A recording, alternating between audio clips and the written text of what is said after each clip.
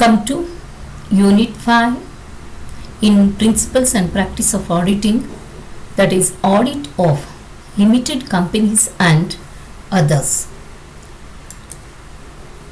In this episode, I am going to cover qualifications of an auditor, appointment of company auditor, then duties of company auditor. Come to qualifications of an auditor. Here, the first one, a person shall be eligible for the appointment of an auditor of a company only if he is a chartered accountant.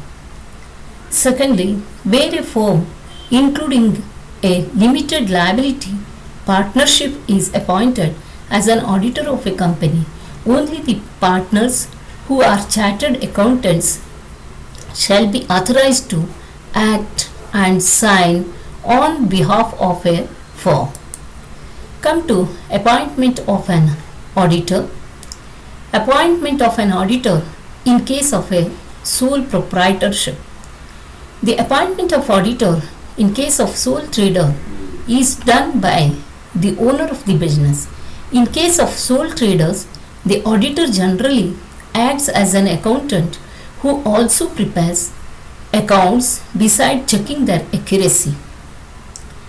As he is appointed by an individual, he must get clear instructions from his client in writing as to what he is expected to do. His work and its scope will depend upon the agreement with his client, since the appointment of an auditor is not under any statute. Therefore, the rights and the duties will depend upon the agreement. Come to appointment of auditor in case of partnership. The auditor of a partnership firm is made by the mutual consent of all the partners. Come to the appointment of company auditors.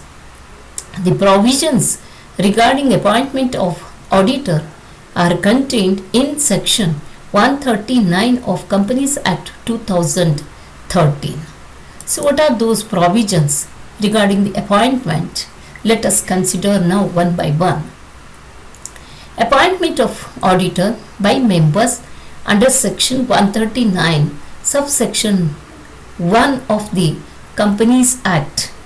A company shall appoint an individual or a firm as an auditor at the first annual general meeting and each subsequent sixth annual general meeting. Secondly, such auditors shall hold office till conclusion of sixth annual general meeting. In addition to that, such appointment shall be placed before the members at each annual general meeting for ratification. Come to the next, that is tenure appointment, period for which the appointment is made under section 139 subsection 2 of the Companies Act. An individual can be appointed for a term not more than 5 years. Secondly, an audit firm can be appointed for a consecutive term not more than 2 terms of 5 years. Last one, an individual or a firm which has completed its term shall not be eligible for reappointment as auditor in the same company for 5 years from the completion of term. Come to the next, the third one, appointment of auditor of government companies, that is under section 139 subsection 5 of the Companies Act. The Comptroller and Auditor General shall in respect of financial year appoint an auditor duly qualified within 180 days from the commencement of financial year, who shall hold office till conclusion of annual general meeting. Come to the next appointment of first auditor by Board of Directors under section 139 subsection 6. The first auditor of a company other than government company shall be appointed by the board of directors within 30 days of registration of company. If the board fails to appoint first auditor, it shall inform the members of company who shall appoint auditor within 90 days at extraordinary general meeting, who shall hold the office till conclusion of the first annual general meeting. Come to the next appointment, that is the provisions regarding appointment of first auditor of government company under section 139 of section 7. The first auditor of a government company shall be appointed by the comptroller and auditor general within 60 days of registration of company. In case of its failure to appoint first auditor, then board of directors shall appoint auditor within next 30 days. The company shall inform the members if the board fails to appoint first auditor, who shall appoint the auditor within 60 days at extraordinary general meeting, who shall hold the office till conclusion of the first general meeting. Come to the next one, casual vacancy of an auditor under section 139 subsection 8 of the Companies Act. Under this, the provisions are like this regarding appointment. The casual vacancy of auditor, except in case of government company, shall be filled by the board of directors within 30 days, but if it arises as a result of resignation of the auditor, it shall be approved by company at general meeting convened within 3 months of recommendation of board. Such auditor shall hold office till conclusion of next annual general meeting. The second provision here, casual vacancy in case of government company shall be filled by comptroller and auditor general within 30 days. If he fails to fill the vacancy, the board shall fill the vacancy within next 30 days. Come to next, that is the provision regarding reappointment of a retiring auditor under section 139 subsection 9. Such an auditor can be reappointed at annual general meeting if he is not disqualified for reappointment, he has not given notice to company of his unwillingness, a special resolution has not been passed at annual general meeting, some other person, or providing expressly that he shall not be reappointed. Let us come to the duties of company auditor. The various duties of the company auditor are like this. First one, it is the duty of the auditor to make special inquiries and investigation regarding whether loans and advances made by the company on the basis of security have been properly secured and whether the terms of which they have been made are not prejudicial to the interests of the company or its members, whether the transactions which are not supported by any fact or evidence, though recorded in the books, are not prejudicial to the interests of the company. Further, whether personal expenses have been charged to the revenue account. In addition to this, whether it has stated in the books of accounts of the company that any shares have been allotted for cash and whether cash has actually been received in respect of such allotment, and if no cash has actually been received, whether the position as stated in the account books and the balance sheet is correct and regular. Come to the next duty, that is duty to make a report to the shareholders. Regarding this, it is the duty of the auditors to examine the following: whether in his opinion the profit and loss account referred to in his report exhibits a true and fair view of the profit or loss. He must report to the shareholders.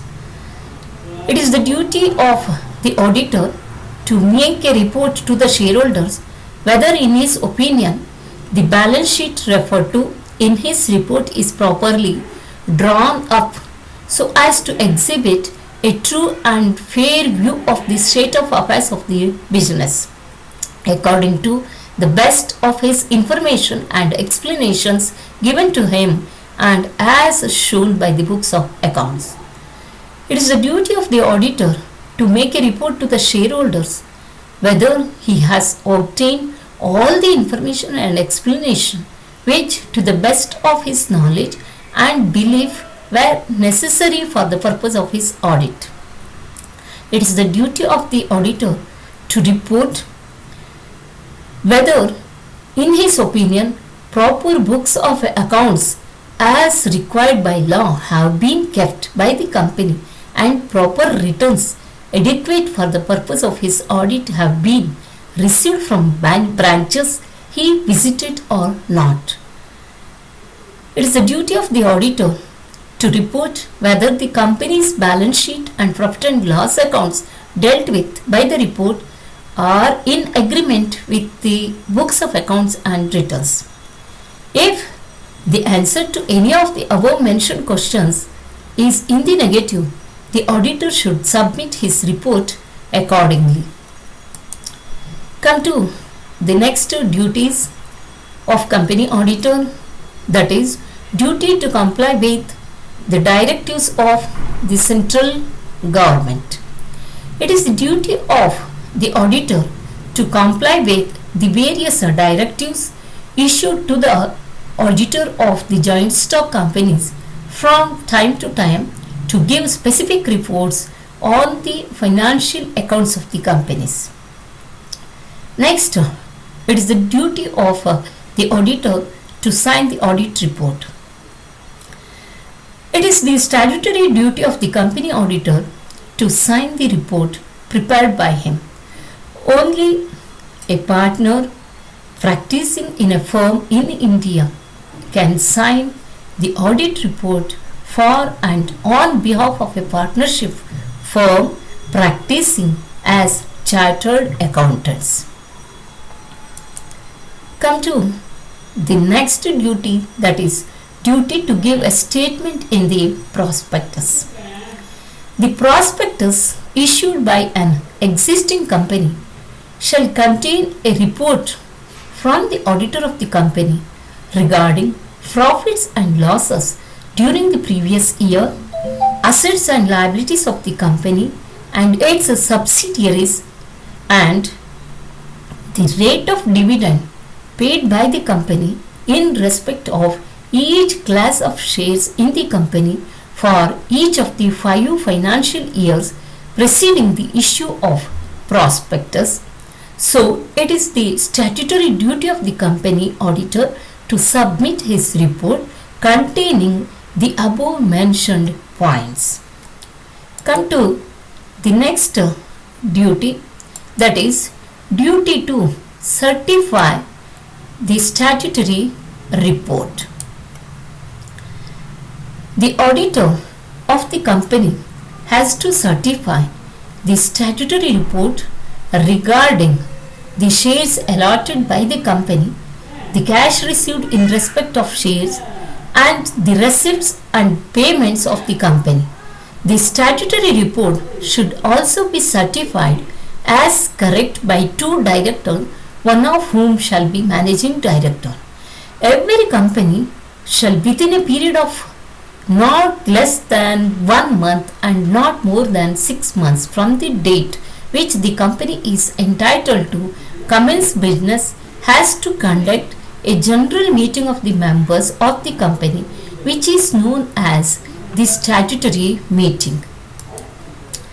Come to the other duties of company auditor, that is duty to make a declaration of solvency if the company goes into voluntary winding up. When a company goes into voluntary winding up, then a declaration of solvency is to be made by the directors of the company. This declaration is to be accompanied by the report of the auditor of the company. So, it is the duty of the auditor to make such reports. Next, it is the duty of company auditor to produce information and to assist the investigation if any investigation is conducted regarding the working of the company. It is the duty of an auditor to preserve and produce to the inspector or any other person authorized by him in this behalf with the previous approval of the central government all books and papers of or relating to the company, or as the case may be of relating to the other body corporate which are in their custody or power, and otherwise to give to the inspector all the assistance in connection with the investigation which they are reasonably able to give. Come to the duty of company auditor to perform the contract. It is the duty of the auditor to discharge the duties according to the terms of contract between the auditor and the party who has appointed him. It is to be remembered that the scope of statutory duties of a company auditor cannot in any way be curtailed, but on the other hand, the scope of duties of the auditor can be enlarged by passing a resolution at the annual general meeting making a provision in the articles of association of the company. If so, it is the duty of the auditor to perform the additional work. Come to the last duty, that is duty to care and caution.